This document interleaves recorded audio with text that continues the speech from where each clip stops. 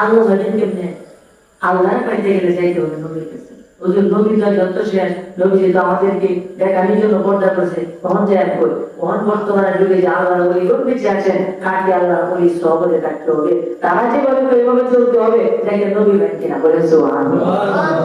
এই জন্য আমার ভাইরা বাবারা বন্ধুরা এই আলহামদুলিল্লাহি রাব্বিল আলামিনের ব্যাখ্যা সামান্য সংক্ষেপে আমি মূল আলোচনার ভিতরে ঢুকে যাব, খুব মনোযোগ দেন। আলহামদুলিল্লাহি রাব্বিল আলামিনের ব্যাখ্যা আল্লামা গাজী নাসিরউদ্দিন বাইজাবি রাহমাতুল্লাহ আলাইহি উনি লেখতেছে, খুব মনোযোগ দেন, কত চমৎকার কথা। আল্লামা গাজী নাসিরউদ্দিন বাইজাবি রাহমাতুল্লাহ আলাইহি উনি বলতেছেন আলহামদুলিল্লাহি রাব্বিল আলামিন, সমস্ত প্রশংসা সেই মহান রব্বুল আলামিনের জন্য যিনি আপনাকে আমাকে লালন পালন করেন, যিনি হলেন রব, রব্বুল আলামিন যিনি হলেন রব। এখন রব কে আল্লাহ, যে বলেন সুবহানাল্লাহ। রব কে আল্লাহ, আরে কোন রবে নবীজিরে বানাইছে, কোন রবে? আল্লাহ বলে আলহামদুলিল্লাহি রাব্বিল আলামিন ওয়া মা আরসালনাকা ইল্লা রাহমাতাল লিল আলামিন, জুড়ে বলেন সুবহানাল্লাহ। আল্লাহর ক্ষেত্রেও আলামিন, নবীর ক্ষেত্রেও আলামিন। নবীর ক্ষেত্রে কিন্তু আলম বলে না, এটা নবীজিকে বিশ্বনবী বলা যাবে না। বিশ্ব বলতে যে আলম, যদি বলতো ওয়া মা আরসালনাকা ইল্লা রাহমাতাল লিল আলামিন, তাহলে আপনি বলতেন যে একটা বিশ্বনবী বিশ্বনবী, কিন্তু নবী তো একটা বিশ্বের জন্য আসে নাই, শুধু একটা কেন আল্লাহ কত জায়গা বল আসলে আমার নবী কত জায়গা বলেন সুবহানাল্লাহ। এক কথা শেষ। আর নামাজ জানাতে এই জন্য আমার ভাইরা বাবারা বন্ধুরা আল্লামা গাজী নাসিরউদ্দিন বাইজাবি রাহমাতুল্লাহ আলাইহি উনি আলহামদুলিল্লাহি রাব্বিল আলামিন একটা আয়াতের ব্যাখ্যা লিখেছেন, একটা আয়াতের ব্যাখ্যা লিখেছেন। হঠাৎ করে জোহরের আযানের ওয়াক্ত হয়ে গেছে, জোহরের টাইম হয়ে গেছে, তখন তিনি চিন্তা করলেন আজকে লেখাটা একটু পরে লিখি, আগে আমি যে গোসল করি, এটা 3 পয়েন্ট কিন্তু এর মধ্যে কালা 3 লেখা নামাজ আদায় করার পরে আলহামদুলিল্লাহি রাব্বিল আলামিন আমি লিখলাম, জোরে বলেন সুবহানাল্লাহ। কুমড়ো দুটা জানার কিছু আছে না কথা না, বুঝলে কিন্তু প্রশ্ন করবেন, এটা খুব গভীরের কথা। এই আলহামদুলিল্লাহি রাব্বিল আলামিনের ব্যাখ্যা তিনি দেখেন, তখন দেহের যুগের রক্ত হয়ে গেছে, তখন তিনি কি করতেছে, নদীর পাড়ে গেছে, কি করতে, গোসল করতে। গোসল করার সময় গিয়া দেখতেছে তিনি কাপড় চোপড় দেখতেছে গোসল করার জন্য, এমন সময় দেখে আল্লাহর কি কুদরত, এমন সময় দেখে একটা বিচ্ছু, বড় আকারের বিচ্ছু নদীর পাড়ে দৌড়ে গেছে, বলেন সুবহানাল্লাহ। আলহামদুলিল্লাহি রাব্বিল আলামিন আগে জানি বিচ্ছুর মধ্যে কি আসল তত্ত্ব আছে, কি হাকিকত আছে, আগে মেরে দেখো, বলেন সুবহানাল্লাহ। এই বিচ্ছুর মধ্যে কি আছে আগে দেখো। এই কথার জন্য তিনি কইছে যে বিচ্ছু নদীর পাড়ে দৌড়ে গেছে। এই সম্পূর্ণ বিচ্ছু কেন দৌড়ে, অবশ্যই কোনো কারণ আছে। কেমন রব, তিনি কেমন রবে চিন্তা করতেছে, তিনি তো এই চিন্তাই করবো, কারণ যারা লেখে তারা এই চিন্তাই করে কেমন লেখাটা সুন্দর হবে, কেমন কি হবে, এইটাই দেখে। আল্লামা গাজী নাসিরউদ্দিন বাইজাবি রাহমাতুল্লাহ আলাইহি উনি আলহামদুলিল্লাহি রাব্বিল আলামিনের তাফসীর লিখতেছেন, নদীর ধারে গেছে গোসল করতে, বিচ্ছু দৌড়াইতেছে, তিনিও কি করছেন, আগে তো গোসল আগে বাদ দিয়ে আগে বিচ্ছুর পিছে দৌড়তে, এটা বিচ্ছুর পিছে দৌড়তেছে, হঠাৎ করে দেখে নদীর ভিতর থেকে বিশাল আকার একটা ব্যাগ নদীর বাইরে উঠে আসছে, বলেন সুবহানাল্লাহ। নদীর ভিতর থেকে একটা ব্যাগ নদীর বাইরে আসছে। আল্লামা গাজী নাসিরউদ্দিন কয় সর্বনাশটা করছে, এটা হলো আর কি করে, বিদ্যুতের কাছে ব্যাগ আইছে, মানে এত বিশাল, কেমন আল্লাহ দেখি তো এটার ভিতরে কেমন হাকিকত আছে। দেখতেছে বিচ্ছুটা দৌড়ে গেছে, ব্যাগটা সুন্দর করে বসা হয়েছে, বিচ্ছুটা কি হচ্ছে, ব্যাগের ফিটের মধ্যে বসে, যেন বলেন সুবহানাল্লাহ। করেছি ফিটের মধ্যে, চিন্তা করেন কথাটা, একটা বিচ্ছু গেলে দৌড়তো আর ব্যাগ গেলে আইতো, আরেকটা ব্যাগের উড়ে বিচ্ছু ব্যাগের উড়ে গেলে উঠতো। বেড়া চিন্তা আসলে অবশ্যই এর ভিতরে কোনো না কোনো হাকিকত আছে, বলেন সুবহানাল্লাহ। এই কথাটা যখন বলছে তখন এই ব্যাগ কি করছে, লাভ করে পানি খাচ্ছে, ব্যাগ লাভ করে পানি খাচ্ছে। আমরা যদি নদী পার হই তাহলে আমাদের কি লাগে, নৌকা লাগে, স্বাভাবিক ফেরি লাগে, গুজারা লাগে, আমরা ওই পারে যাবো। তখন আল্লামা গাজী নাসিরউদ্দিন বাইজাবি দেখতেছে বিচ্ছু দৌড়ে আইতেছে, ব্যাগ আমাদের মধ্যে বলছে, এই বিচ্ছু তো ব্যাগের ভিতরের মধ্যে বলছে, এই ব্যাগ নৌকার মতো নদী পার করতেছে বিচ্ছুরা, বলে না সুবহানাল্লাহ। এটা কি আমরা শুনছি, আশ্চর্য কথা। তিনি আলহামদুলিল্লাহি রাব্বিল আলামিন, তিনি কেমন রব, তিনি চিন্তা করে আছে, বিচ্ছুর মধ্যে কি হাকিকত আছে, তোমাদের ব্যাগ সাতটায় যেতেছে। তিনি কি করছেন? লাভ দেয় এটি কিসের সাতটায় যেতেছে, কারণ ব্যাগ জমাতে বৃষ্টির মধ্যে কি আগে করতেছে, বলেন না সুবহানাল্লাহ সুবহানাল্লাহ। তখন বৃষ্টির পিছনে তিনি হাতড়ায় সাতটায় যাইতেছে ব্যাগ বজাইতেছে, বিচ্ছু ব্যাগে তুলে বোঝা দিছি, যাইতেছে ওই পায়ে চলে গেছে। চলে যাওয়ার পরে ব্যাগটা বিচ্ছু ধরে নামায়া আবার পানির মধ্যে নামতেছে। গাজুরে বলে সুবহানাল্লাহ। আমরা যদি পাবো যদি মাঝে কি করে এবারে আপনাকে নামায় আছে, তার মাঝে কেন তাই না আয় বলে দেখতে দিয়া কেমন নিয়ে যেতে আর যাত্রী হয়ে যেতেছে না, সে তো আমরা দ্রুত তৈরি যেতেছে, বলেন না সুবহানাল্লাহ। দেখা যায় বসে পানি আল্লামা কাজী নসিরউদ্দিন বাইজাবি রাহমাতুল্লাহ আলাইহি কয়, এটা আমি কি দেখলাম, বিচ্ছু ধরে আইলো, ব্যাঙের পিঠে উঠলো, ব্যাঙ আবার নৌকা হইয়া এটা নদী পার করে দিল, আবার পানির মধ্যে নামে বললো, বিচ্ছু আবার সামনে দিকে দৌড়াইতে লাগলো। জিরো বলেন সুবহানাল্লাহ। আল্লামা কাজী নসিরউদ্দিন বিচ্ছুর পিছনে দৌড়ায় এবং বলে, আজকে দেখবো বিচ্ছুর মধ্যে কি হাকিকত আছে এবং কিসের জন্য বিচ্ছু সামনে উঠে যাইতেছে। দেখে যাইতেছে আর বিচ্ছু দামে না, পিছন দিকেও তাকাই না, বিচ্ছু যাইতে যাইতে সামনে গিয়ে দেখে বিশাল বড় একটা গাছ, বিশাল বড় একটা গাছ। বিচ্ছু দেখতেছে কি সামনে বিশাল বড় একটা গাছ, আল্লাহ দেখতেছে। এই বিচ্ছু কি করছে? এই গাছের তলে গেছে। এই দুরানি থেকে আল্লামা কাজী নসিরউদ্দিন বাইজাবি রাহমাতুল্লাহ আলাইহি তিনি দেখতেছে গাছের নিচে একজন আল্লাহর ওলি শুয়ে আছে। তো আল্লাহ আল্লাহর ওলি গাছের নিচে শুয়ে আছে, সুন্দর পোশাক পরিহিত, এবং এই গাছের ভিতরে একটা সুন্দর গাছ আছে, গাছটা যেতে সাথে সামনে একটা গর্ত। এই বিচ্ছুকে কি করছে? তাড়াতাড়ি ফেলে যাইতেছে, দেখতেছে যখন দাঁড়ানোর গেছে গা, তখন একটা ভিতর থেকে একটা ভয়ঙ্কর একটা সাপ বাড়িয়েছে। সাপ বাড়াইয়া আল্লাহর ওই ঘুমাই গেছে, আল্লাহর ওই মাথা বরাবর প্রণাম করছে। সুবন্ধ লাগে। আচ্ছা, এই বিচ্ছু খবর কেমন লাগে? এই যে গাছ একটা সাপ বাড়িব আল্লাহর ওই ঘুরতে রয়েছে, তাদের কামড়ায় বিচ্ছু খবর কেমন কেমন রব তিনি? আলহামদুলিল্লাহ ব্যাখ্যা লাগতেছে কেমন রব তিনি। তখন বলতেছে কি, যখন এই সাপটা আল্লাহর ওলিকে প্রণাম করছে সুবল দেওয়ার জন্য, তখন বিচ্ছুকে সাপের লেজ ভায়া শরীর ভায়া মাথার উপরে উঠে গেছে এক গালাতে সাপ দৌড়ায় গেছে বলে। কারণ আমরা এখন বিচ্ছু কেমন তুমি সাপ করতে শুনছে কোনদিন দেখছো? তাহলে এই বিচ্ছুকে আমরা সাপ কেন মনে করি? আল্লাহর ওলি সজাগ হয়ে গেছে, সজাগ হয়ে দাঁড়ায় দেখে নসিরউদ্দিন বাইজাবি ডাক দিয়ে কই, হুজুর আইছিলাম নদীর পাড়ে গোসল করার লাগিয়া, আলহামদুলিল্লাহ রাব্বিল আলামিনের তৌফিক আমি লাগতাছিলাম, আইছিলাম নদীর পাড়ে গোসল করার লাগে, গোসল করে নামাজ পড়াম, নামাজও ভাগ দিলাম, গোসলও ভাগ দিলাম, একটা বিচ্ছু ধরে এলো, বিচ্ছুর ভিতরে দৌড়ে আইলাম, নদী পার হয়ে একটা ব্যাঙের বেদি বানাইলো। আল্লাহ কি বদ্র, তিনি কেমন রব, ব্যাঙের বেদি বানাইয়া এই বিচ্ছুকে ব্যাঙের ভিতরে উঠছে। ব্যাঙে কি করছে? ওই পাড়ের মধ্যে বিচ্ছুটাকে নামায়া দিল, বিচ্ছুটা আবার ধরতে লাগলো। আইসা সাপে আপনাকে যখন সুবল দিলে, সাপের মাথার মধ্যে উল্টা সাপটাকে একটা গামছে বিচ্ছুটা পায়রা ফেললো এবং সাপটা দরকার মরে গেল। বিচ্ছুটা আবার তার প্রতিপত্তি আবার পূর্বের জায়গাতে চলে গেল, ফাঁকে দিয়ে আল্লাহর ওলি বেঁচে গেল। জুড়ে বলেন সুবহানাল্লাহ। হ্যাঁ, কেমন কেমন করতে কিতাব করেছে?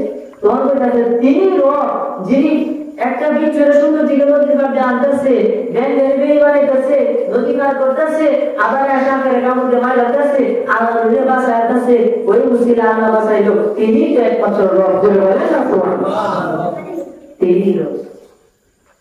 এটা আলহামদুলিল্লাহ একটা হয়েছে, এটা তিনি রব, তিনি আমাদেরকে এইভাবে লালন পালন করে। বলেন না সুবহানাল্লাহ।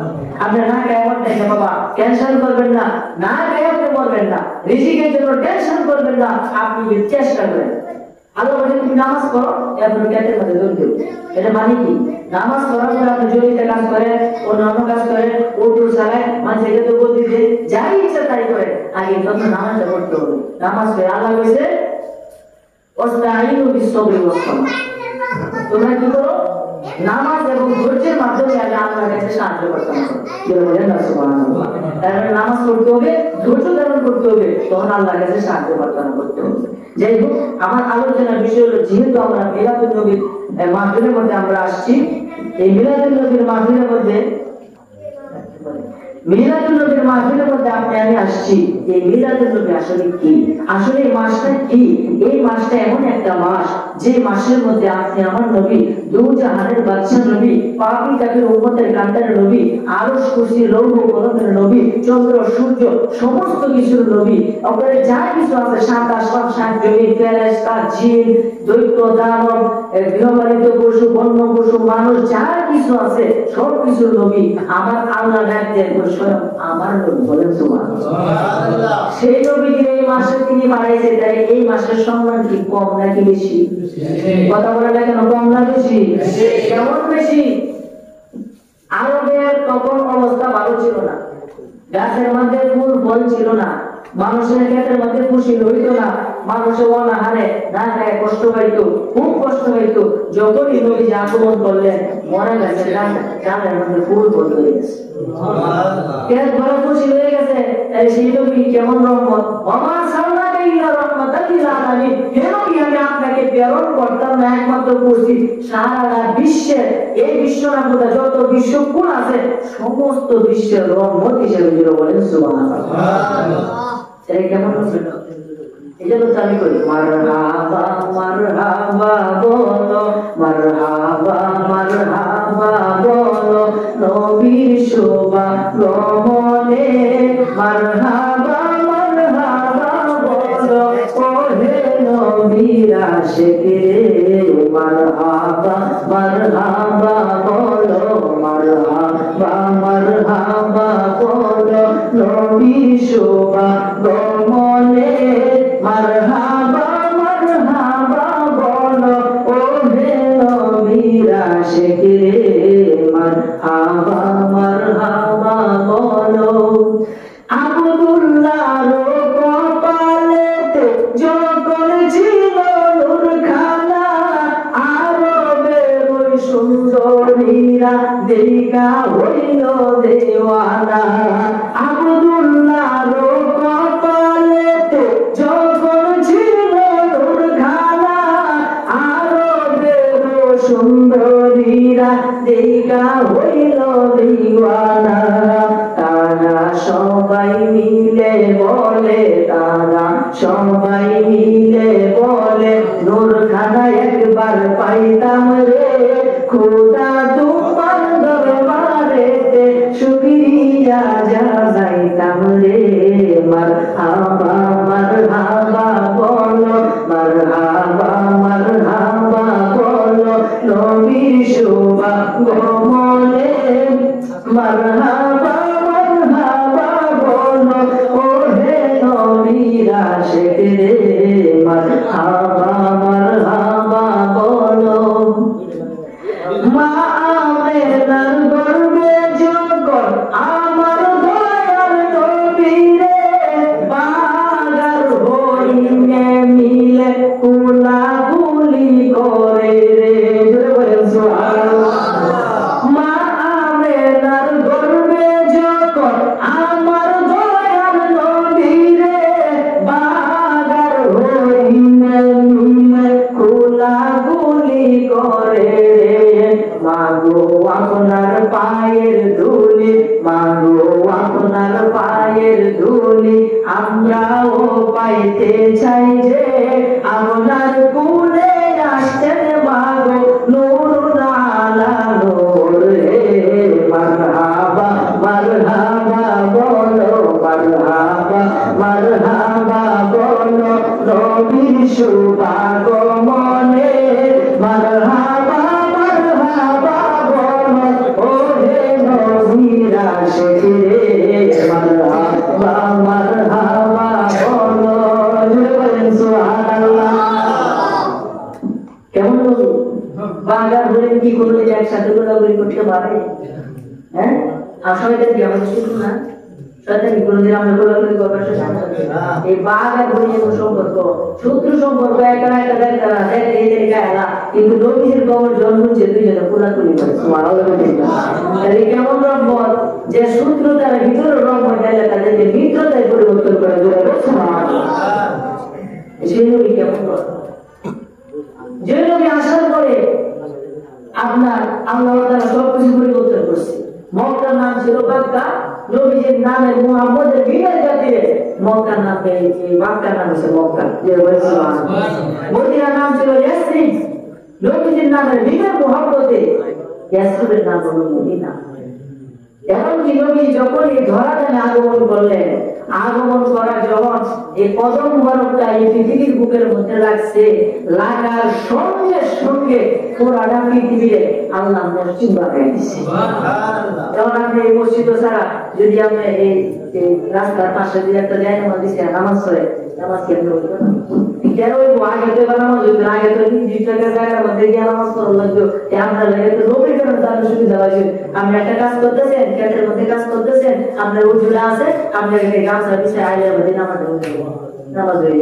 এটা কাল লেগে হয়েছে সেটা কি রহমত থেকে বলতো কেমন রহমত অসংখ্য যেদের আমি সারা রাত গেলে হুজুর গাইছে, আমি তো কিছুই জানি না, তাদের কাছ থেকে বুঝে বুঝে তা কিছু কথা ঠিক কিনা।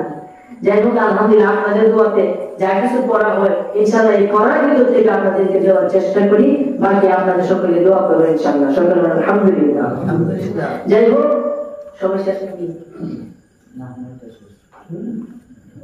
সকলে দুরূদ শরীফ পড়েন আল্লাহুম্মা সাল্লি আলা সাইয়্যিদিনা মাওলানা মুহাম্মদ ওয়া আলা আলি সাইয়্যিদিনা মাওলানা মুহাম্মদ। যাই হোক আমার ভাইরা বন্ধুরা হুজুর এসে বসে বলবেন আমি তো জানি যে হুজুর যাই হোক আলহামদুলিল্লাহ তিনি আসছেন ঢাকা থেকে, ঠিক আছে। তিনি মাদানী চ্যানেল বাংলা তিনি আলোচনা করেন ঢাকা, আপনারা দেখবেন চমৎকার। ওনারা হচ্ছে দাওয়াত ইসলাম, ঠিক আছে। যাই হোক উনি আসেন, হুজুর আছে, আমরা দূর থেকে কষ্ট করে আমরা তো এলাকার মানুষ, আমরা অবস্থা আপনার সবসময় বলবো, ঠিক আছে না, যেহেতু আমি এলাকার মানুষ আমার তো আমরা সবসময় ভুল নেই। এবং ইউটিউবে যে আপনারা মিডিয়া যারা আছে এবং মিডিয়া উদ্দেশ্য করে বলি, আপনারা যারা আমার ভিডিও গুলো দেখেন আপনারা এই মিডিয়া গুলোকে সাবস্ক্রাইব করবেন এবং সবসময় তাদের পাশে থাকবেন ইনশাআল্লাহ। তারা ইসলামের জন্য অক্লান্ত পরিশ্রম করে, কারণ আমার এই ওয়াজ আজকে ভারত থেকে দেখে, এই সৌদি আরব থেকে দেখে, দূরে থেকে দেখে, গেলে দেখে এই মিডিয়া গুলো দেখতেছে, এই কারণে তারা এই দিক দিয়ে ইসলামের খেদমত করতেছে। এই কারণে তাদেরকে আমাদের অসম্মান করার এবং তাদেরকে হেয় চুপে দেখার কোন রকম মানে নাই। যেন আমি সংক্ষেপে 5 মিনিটের ভিতরে শেষ করে দেবো ইনশাআল্লাহ, তারপর হুজুর ওয়াজ করবে। সংক্ষেপে বলে বলি আমার ভাইরা বাবারা বন্ধুরা খুব মনোযোগ দেন। আমার নবী কেমন, নবী কেমন রহমত, দিনে কান্দে নবীজির জন্য, রাতে কান্দে নবীজির জন্য।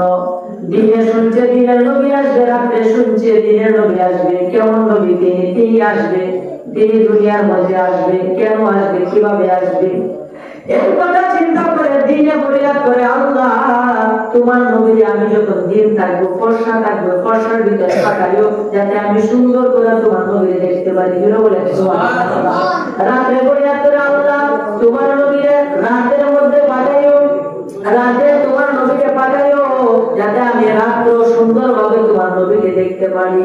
তখন আল্লাহ তো রাতের রব, দিনের রব, আল্লাহ তো সবারই মাবুদ। হিন্দুরা যেভাবে খাওয়ায় মুসলমানদের এইভাবে খাওয়ায়, আল্লাহ তো আদর, আল্লাহ ন্যায় পরায়ণ, আল্লাহ কাউকে 2 নম্বর সত্যি দেয় না। কথা বলেন জি কি না?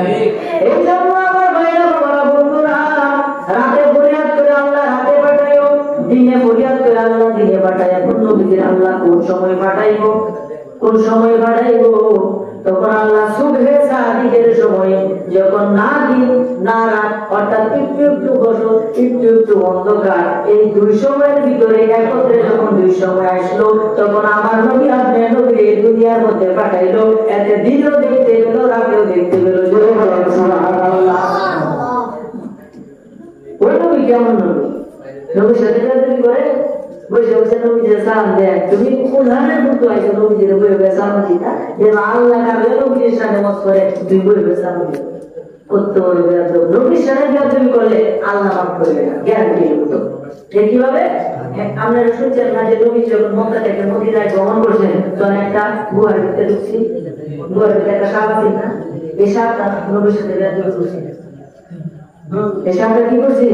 নবীর সাথে বেয়াদবি করছে। এই মূসা আলাইহিস সালামের যুগে, সুবহানাল্লাহ বলতে না, এই মূসা আলাইহিস সালামের যুগে নবীর সাথে বেয়াদবি করছিল। এই বেয়াদবি করার জন্য তারে আল্লাহ কি করছে? মূসা আলাইহিস সালামের সর্বনাশ করে তুই যে কি করলে? নাম আছে হারেস। নাকি হারেস আছে। এই হারেস কি করতো? মূসা আলাইহিস সালামের অত্যন্ত ভক্ত ছিল। তিনি কি করতেন? তাওরাত কিতাবটা পড়তো, যে কিতাব জানাইতে সূত্রটা পড়তেন।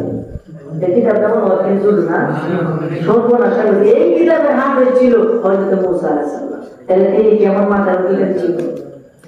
এই মূসা আলাইহিস সালামের যুগে হারেস নামে যে ব্যক্তি, এই ব্যক্তিটা মূসা আলাইহিস সালামের এক কনিষ্ঠ ভক্ত ছিল। যেমন বিশ্বাসের অনেক ভক্ত দেন যে আমরা বলে দেয় আমরা আমাদের বিশ্বাসে থাকতাম।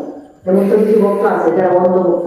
ভক্ত হওয়া ভালো, তবে অন্ধভক্ত ভালো না। আপনার সব দিক চোখ করে রেখে আপনি বিশ্বাস করবেন, কোন কাজটা আপনার দিলের ভিতরে লাগে, কোনটা লাগে দেখে আপনার পরিহাস করবেন, করে আপনি তাকে অনুসরণ করবেন। কথা বলেন ঠিক কিনা?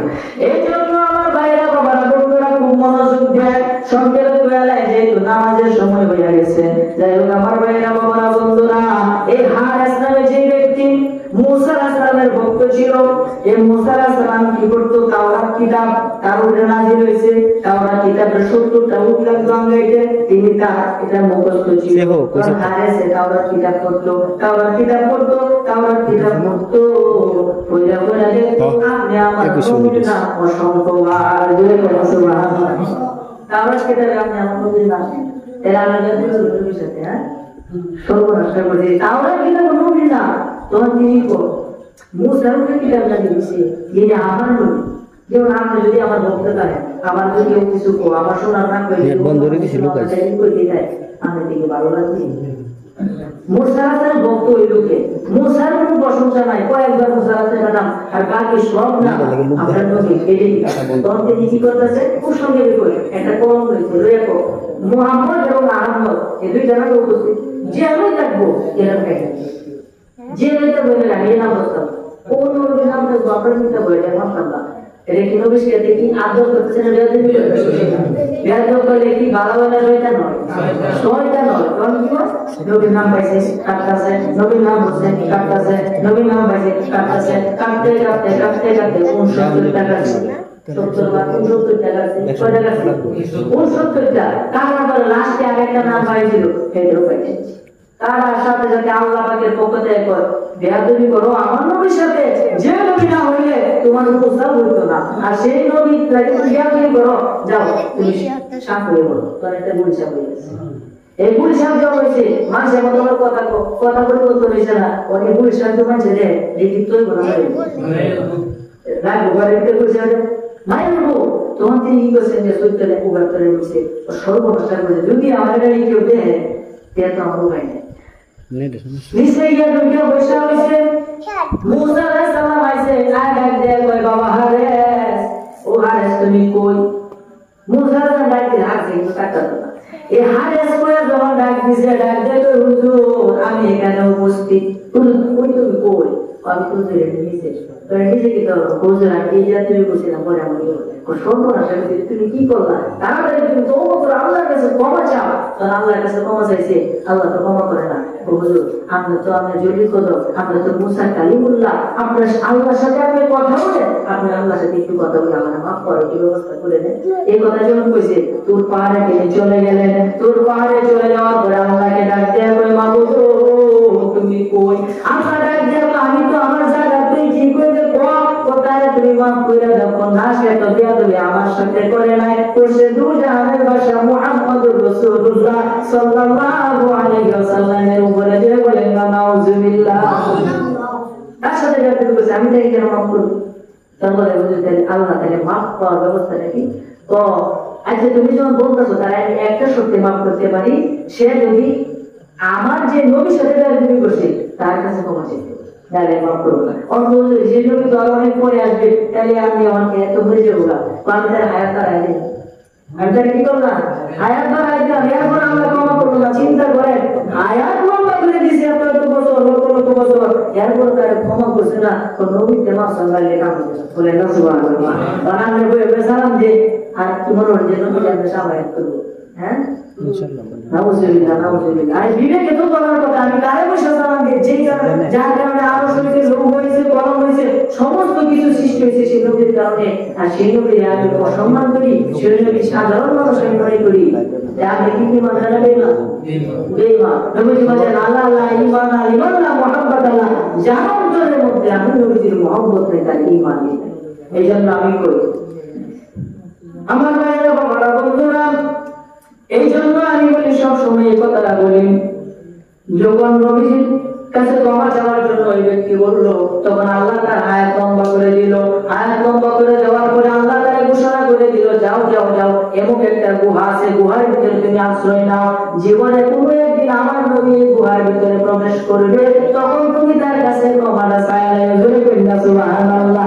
তিনি গুহার ভিতরে ঢুকছে, দুইটা অসংখ্য গর্ত করছে, অসংখ্য গর্ত যে আমি যখন যেতে পারি করতে সুবিধা, অসংখ্য গর্ত করছে, গর্ত করে এই গুলশানের গর্তের ভিতরে অবস্থান করতেছে।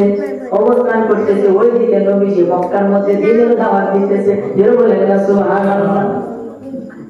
দিনের দাওয়াত দিতেছে, দিনের দাওয়াত দেয়, কাফেররা মারে পিটিয়ে বলে পাগল। নবীজি কষ্ট পায়, কিন্তু কষ্ট প্রকাশ করে না। আল্লাহ আপনি একবার ওদেরকে ধ্বংস করে দেন। নবীজি ডাকতে না না আল্লাহ, যদি তাদেরকে ধ্বংস করে দাও আমি কানে না দাওয়াত কার কাছে নিব? কেমন বলবো? তিনি কি রহমত নাকি আসলে বলবো আমরা আপনি যদি আমার একটা সদ দিন, আমি দুইটা সদ দেওয়ার চেষ্টা করার কথা ঠিক কিনা? আর সেই নবীদের মাত্র দিয়েছে, পাগল করছে, রক্তাক্ত করছে, তিনি কি করছে? সাদ্দ দিয়ে ঘুরেছে, কায়দা লোকদের সাদ্দ দিয়ে বসছে। জিরা সাহাবিরা আপনি সাদ্দ দিয়ে কেটে বসছেন, ওই এক ফোড়া রক্ত তো মাটি পরে মাটিটা তামা হয়ে যাবে, তামা হয়ে যাবে মাটি। মানুষ আমার সিদ্ধরে গায়ে থাকতো না, তাই কেমন নবী দিয়েছে, তারে কষ্ট দিছে, আল্লাহর গায়ে কি সেটা সহ্য হবে? এই কাকাটা কি রয়েছে নাকি শেষ হয়েছে? সব শেষ। সেই জন্য নবীর সাথে বেয়াদবি করবেন না। এটা নবীর আগমনের মাস, বরকতের মাস। মনে রাখবেন ইমাম জালালউদ্দিন সুয়ুতী রাহমাতুল্লাহ আলাইহি তিনি কাসিরুল কুবরার মধ্যে লেখছেন, এই মাসের মধ্যে রবিউল আউয়াল মাসে যদি কোনো মা গর্ভধারিণী হয়, যদি কোনো মহিলা গর্ভবতী হয়, তাহলে তার গর্ভ থেকে ছেলে সন্তান হবে। জোরে বলেন সুবহানাল্লাহ। এটা নবীর কাছে আমরা প্রমাণ করে দেখেন, আমি প্রমাণ পাইছি অলরেডি 5টা নিজের চোখে প্রমাণ। আমার নিজের হুসাইন যেটা আমাদের বাইক না, কেউ হচ্ছে এই রবিউল আউয়াল মাসে ছেলে সন্তান সে বলেন না সুবহানাল্লাহ। এটা কার পুত্র? এটা কি আল্লাহর ওলি কি তার কথা কই?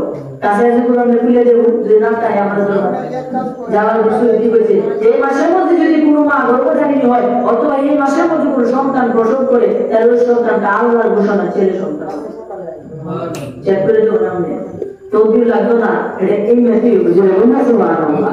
এই জন্য আমার ভাইয়েরা বাবারা বন্ধুরা খুব মনোযোগ দেন, নিজেকে আমলে পরিণত করেন, নবীজিকে মহব্বত করেন, দেখবেন জীবন সাকসেসফুল হয়ে গেছে।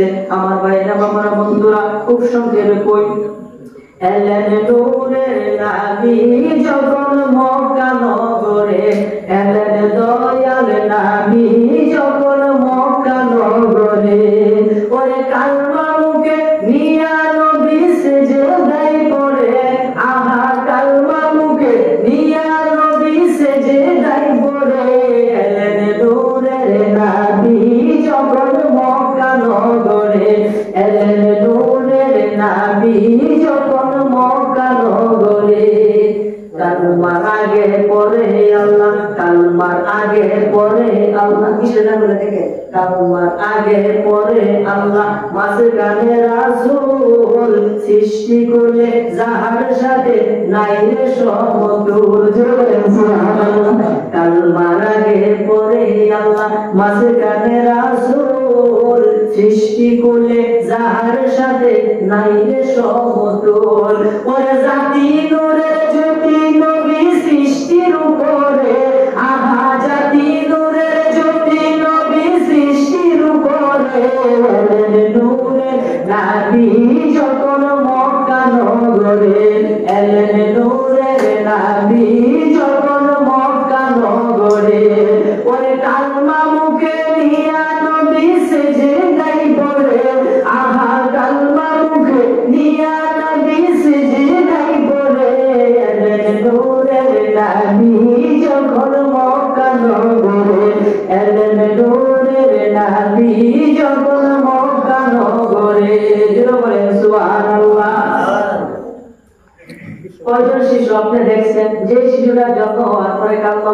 কয়জন আছে খাইবেন বাংলাদেশ এবং সারা পৃথিবীতে খাইবেন চোখ আপনি উলঙ্গ অবস্থায় দিনের মধ্যে আছেন এই মিলাদ নবীর জন্ম সংক্রান্ত আলোচনা আগমন সংক্রান্ত আলোচনা আপনি উলঙ্গ অবস্থায় দুনিয়ার মধ্যে আসছেন কিন্তু আপনি আমার উলঙ্গ অবস্থায় আসেন নাই তিনি বেহেশতি পোশাক করে দিলেন আপনি আমি মায়ের নাম আসলাম দিয়ে দুনিয়ার মধ্যে আসেন তিনি ওই দিক দিয়ে আসেন অপারেশনের মাধ্যমে এখানে এক সাইড দিয়ে তিনি আছে তার মানে ওনার যে আগমনটাও আমাদের মতো না তাহলে কেমন করবে আমরা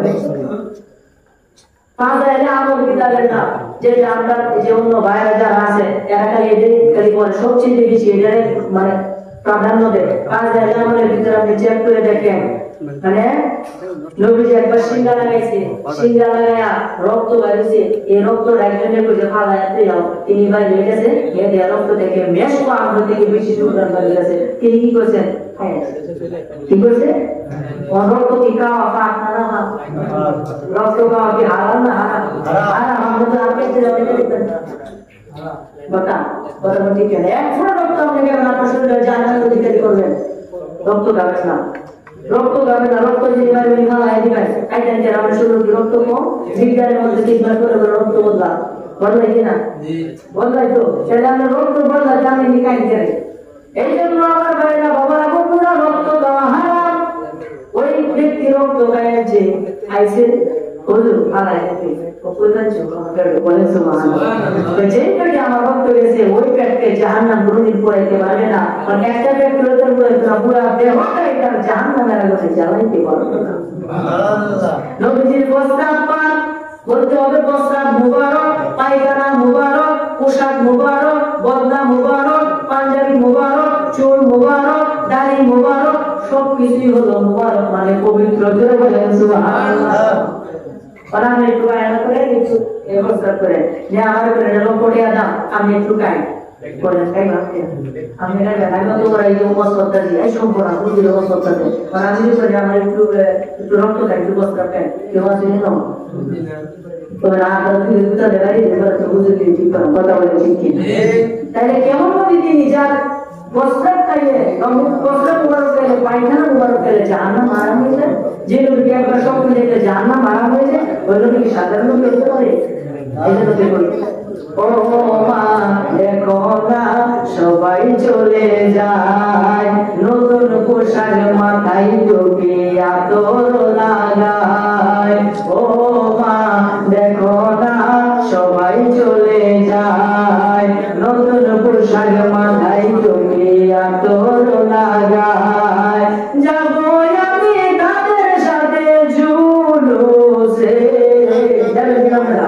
যাবো আমি তাদের সাথে জুলুসে ধরার বুকে নূর নবীজি তাশরীফ এনেছে মা ধরার বুকে নূর নবীজি তাশরীফ এনেছে ওরে গোসল করাইতেন না মাগো পরাই পাঞ্জাবি সেটাই গিয়ে আসবো দেখে আওলাদে নবী সেটাই গিয়ে আসবো দেখে আওলাদে নবী চেহারা তাহার দেখতে মা চেহারা তাহার দেখতে আসে ছুটে চলেছে ধরার বুকে মায়ার নবী তাশরীফ এনেছে মা ধরার বুকে দয়াল নবী তাশরীফ এনেছে আকাশ বাতাস খুশি নবীর আগমনে নারে রিসালাত স্লোগান তুলবে ময়দানে নারে রিসালাত স্লোগান তুলছে ময়দানে মনের সাথে মিটবে মা মনের সাথে মিটবে মা গেলে জুলুসে ধরার বুকে দয়াল নবী তাশরীফ এনেছে মা ধরার বুকে মায়ার নবী তাশরীফ এনেছে ও মা দেখো না সবাই চলে যায় নতুন পোশাক মাথায় টুপি আতর লাগায় যাবো আমি তাদের সাথে জুলুসে ধরার বুকে দয়াল নবী তাশরীফ এনেছে মা ধরার বুকে দয়াল নবী তাশরীফ এনেছে এখন আসল কথা তিনি কই শেষ করে দেন রবিউল আউয়াল মাসে 12 তারিখে আসলেন দয়াল নবী এই ধরাতে রবিউল আউয়াল মাসে 12 তারিখে আসলেন মায়ার নবী এই ধরাতে আসলেন দয়াল নবী এই ধরাতে চেহারা তাহার দেখতে মা চেহারা তাহার দেখতে আসে ছুটে চলেছে ধরার বুকে মায়ার নবী তাশরীফ এনেছে মা ধরার বুকে দয়াল নবী তাশরীফ এনেছে জোরে বলেন সুবহানাল্লাহ। দেখো আমার ভাইরা বড় বন্ধুরা যেহেতু নামাজের টাইম হয়ে গেছে আর আলোচনা যদি করি বিলাদের আলোচনা আমরা দিন যে ঘোরাচ্ছে তারপরে শুরু কারণ আমি একটু বললাম আগে আগেকার দিকে আসতে শুরু করি আবার আসতে শুরু করি এইভাবে সারা রাত্র করে আমরা সর্বনাশটা করছি নবীর সামনে তাহলে জানতাম এই জন্য আপনারা কি করবেন সর্বশেষে কিছু আমল দিয়ে আপনি আমল গুলো করবেন কারণ ওয়াজ মাহফিল আসছেন এই কত গরম সহ্য করতেছেন আমার কিন্তু 2 জন মত দিতেছে গরম লাগতেছে বুঝছেন এই যে গরম মধ্যে আপনারা আসছেন যদি কিছু অন্তত উপকার না হয় কিছু অন্তত উপকার না হয় তাহলে কি মাহফিল আসা সার্থক হবে যেহেতু মিলাদুন নবীর মাস আপনারা বেশি বেশি দুরূদ শরীফ করবেন আজকে কি বার আজকে কি বার বৃহস্পতিবার আমাদের দুরূদ শরীফের রাত ডাইরেক্ট আর কোনো কথা নাই বৃহস্পতিবার দুরূদ করবে এবং সপ্তাহ সপ্তাহ করতে থাকবে একদিন স্বপ্নের যুগে নবীকে সাক্ষাৎ পাইবে সুবহানাল্লাহ اللهم صل على سيدنا محمد النبي الأمي সর্বোচ্চ ছোটটা দুরূদ শরীফগুলো আপনি পড়বেন 1000 বার করে পড়ার চেষ্টা করবেন আর আমরা তো বলি না আমি তো তার থেকে করতাম পারি না কারণ অনেক কাজ তো মাথায় যাবে অনেক কাজ যাই হোক আপনারা চেষ্টা করবেন ইনশাআল্লাহ দোয়া করবেন যাতে আমি পারি সকলে বলেন আমিন এবার যদি কি করবেন আর যেগুলো আমার কন্টিনিউ আছে আপনারা এগুলো করবেন যেমন 5 ওয়াক্ত নামাজের পরে আপনারা কি করবেন আয়াতুল কুরসি পাঠ করবেন 5 ওয়াক্ত নামাজের পরে 2টা মিনিট সময় দেন কয়টা মিনিট 2 মিনিট আমরা কি করে শেষ করি 2 মিনিট 5 ওয়াক্ত নামাজের পরে আপনি সূরা বাকারার আয়াত সূরা বাকারার মধ্যে পাইবেন মিসাইলে আয়াতুল কুরসি এই আয়াতুল কুরসিটা আপনি প্রত্যেক ফরজ নামাজের পরে একবার পড়বেন এতে কি হবে আপনি মরার পরে সঙ্গে সঙ্গে বেহেশতে চলে যাবেন সুবহানাল্লাহ এক নাম্বার 2 নাম্বার সকাল এবং সন্ধ্যায় আপনি 7 বার পড়বেন আল্লাহুম্মা আজিরনি মিনান নার আল্লাহুম্মা আজিরনি মিনান নার এইভাবে 7 বার পড়বেন 7টা জাহান্নাম থেকে মুক্তি পাইবেন সুবহানাল্লাহ কত রক্ত পড়ছুন দিনের ভিতরে পড়ছুন আপনি বেহেশতি রাতে সন্ধ্যা রক্ত পড়ছুন রাতের ভিতরে পড়ছুন আপনি বেহেশতি তাহলে আপনার কি কোনো টেনশন আছে আমলগুলো করেন না দেখেন কত ফায়দা হবে যেমন হাবিয়া জাহিদ শাকা লাজা কুতামা শাহি জাহান্নাম পড়ে 7টা জাহান্নাম থেকে মুক্তি পাইলে 7 বার করে এটা বলতো আল্লাহ তুমি আমার জাহান্নামের আগুন থেকে মুক্তি দাও ঠিক আছে এরপরে আপনি সকালে সন্ধ্যায় 3 বার বলবেন বিসমিল্লাহিল্লাযী লা ইয়াদুররু মা ইসমিহি শাইউন ফিল আরদি ওয়ালা ফিস সামাই ওয়া হুয়াস সামিউল আলিম ইউটিউবে সার্চ দিলে পাইবেন আপনারা এটা বলবেন 3 বার এটা বললে কি হবে আসমানে যত বিপদ আছে জমিনে যত বিপদ আছে আপনার যত শত্রু আছে যত জিন পরিযুক্ত দানব যা কিছু আছে কোনো কিছুই আপনার কোনোদিন ক্ষতি করতে পারবে না এবং কোন কাজ আপনার জন্য অনেক কঠিন আপনি কাজগুলোকে সহজ করতে চাইতেছেন কাজগুলো একটা রাস্তা বের করতে চাইতেছেন তো আপনি শুধু 3 বার বলবেন ওই যে কাটার না পাক একদিনের সাথে বলবেন আল্লাহুম্মা কফিনি বিহালালিকা আন হারামিকা ওয়া আগনিনি বিফদলিকা আম্মান সিওয়াকা এই কথা 3 বার বলবেন আপনার যত বিশাল ঝামেলার কাজ একটা রাস্তা হয়ে যাবে সুবহানাল্লাহ তাহলে কি হলো আরেকটা নামাজের পরে আপনারা কুরআন মাজিদের সূরা মুমিনের মধ্যে আপনারা পাইলেন একটা আয়াত এগুলো আমরা সবসময় কন্টিনিউ আপনারা করবেন যে রব্বানা ওয়া আদখিলহুম জান্নাতি আদনিন আল্লাতী ওয়া'আদতাহুম ওয়া মান সালাহা মিন আবাইহিম ওয়া আজওয়াজিহিম ওয়া যুররিয়াতিহিম ইন্নাকা আনতাল আজিজুল হাকীম জোরে বলেন সুবহানাল্লাহ এই কথাটা যদি আপনি 5 ওয়াক্ত নামাজের পরে বলতে পারেন তাহলে আপনি বেহেশতে যাবেন জোরে বলেন সুবহানাল্লাহ বেহেশতে যাবেন এগুলো আমল করবেন এবং সকাল সন্ধ্যা বিশেষ কিছু আমল আছে সাধন আছে আপনারা এগুলো করবেন আমরা যদি না করুন যারা খেয়াল করুন এদিকে আমরা পশু পাখি করতে পারি, মানুষ আশা করে আপনারা করবেন, এগুলো করবেন ইনশাআল্লাহ। বহুত কথা কিছু নবীর আগমন সংক্রান্ত ইনশাআল্লাহ। কারণ কি কষ্ট পেয়েছে, যদি কষ্ট যায় তাকে আল্লাহ ক্ষমা প্রার্থী। যাই কথাগুলো আমি বলেছি সর্বপ্রথম আল্লাহ আমাকে এবং দ্বিতীয়ত আপনাদেরকে আমল করা এবং বোঝার তৌফিক দান করেন। আমি পরিশেষে এই সকল মিডিয়াগুলোকে আমি আবার ধন্যবাদ জানিয়ে আপনাদেরকে ধন্যবাদ জানিয়ে যারা আমার ভিডিওগুলো দেখেন আপনাদেরকে ধন্যবাদ জানাই। আপনারা মিডিয়ার পাশে থাকবেন, ইনশাআল্লাহ সব সময় তাদের জন্য দোয়া করবেন, আল্লাহ যাতে তাদের খেদমত কবুল করবেন। আমিন। হাদা ওয়া আখিরু দাওয়ানা আলহামদুলিল্লাহি রাব্বিল আলামিন। আসসালামু আলাইকুম ওয়া রাহমাতুল্লাহি ওয়া বারাকাতুহু। এখন নামাজ হবে যারা পড়ি নাই খুব তাড়াতাড়ি ওই করে আসেন।